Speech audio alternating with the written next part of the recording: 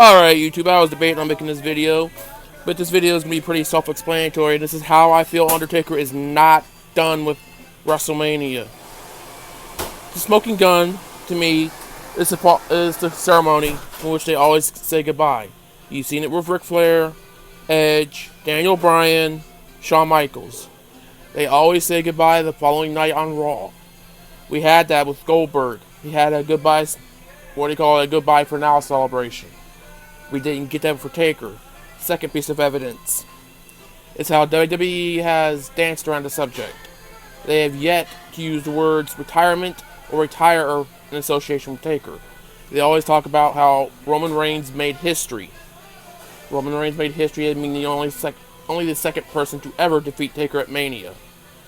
And they also talk about Taker's WrestleMania exit. They didn't say retirement. The other part is his history. Is Undertaker's history.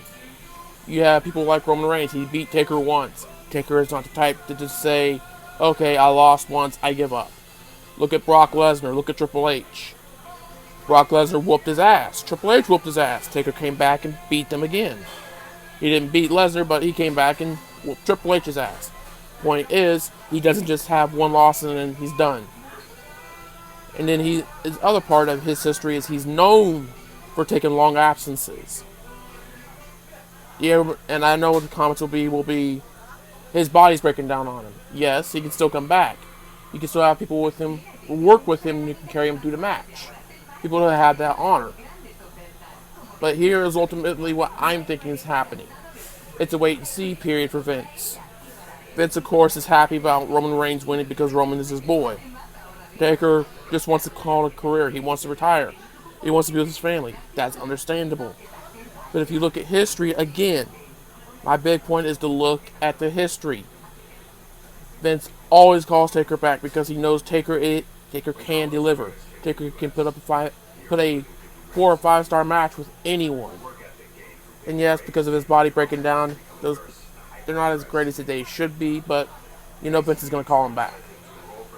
When you look at the match against Brock Lesnar at WrestleMania, Taker did a whole weak sit-up and walk up the ramp. He didn't do his usual look over his shoulder, raise the fist.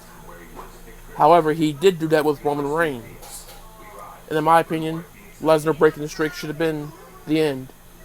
That would have been a fitting retirement for Taker. But it wasn't. He came back for Shane and for Bray Wyatt. Here's what I think is happening. Vince is having a wait and see.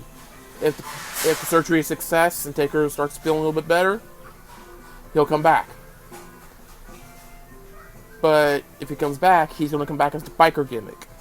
He's not going to come back as a dead man. I've always said that since WrestleMania, the Taker did retire. Somewhat. He retired the dead man gimmick. He's in what I call a transition stage. If he comes back, he's going to come back to a more human character. From what I read years ago, the biker Taker is a lot more closer to him. He's a lot more closer to who he is as a human being. So I feel come back as the biker, maybe have 2 or 3 matches. Of course, one of them, the final match being against John Cena, which would be just as fitting as Lesnar ending the streak. Be John Cena have him one last time, and Cena carry him through the match. The match ends. Taker goes out the winner, and the next night on Raw they have a goodbye ceremony, which, in my opinion, there won't be a dry eye in the house.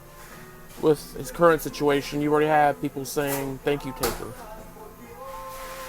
This is just, I had to get this out there because it's catching because the whole idea is catching a lot of steam. You had Chair Shot Reality, all 3 say they don't think Taker's done. The door's open for Taker to return. You even had X-Pac saying he doesn't think Taker's done. Let me know your thoughts.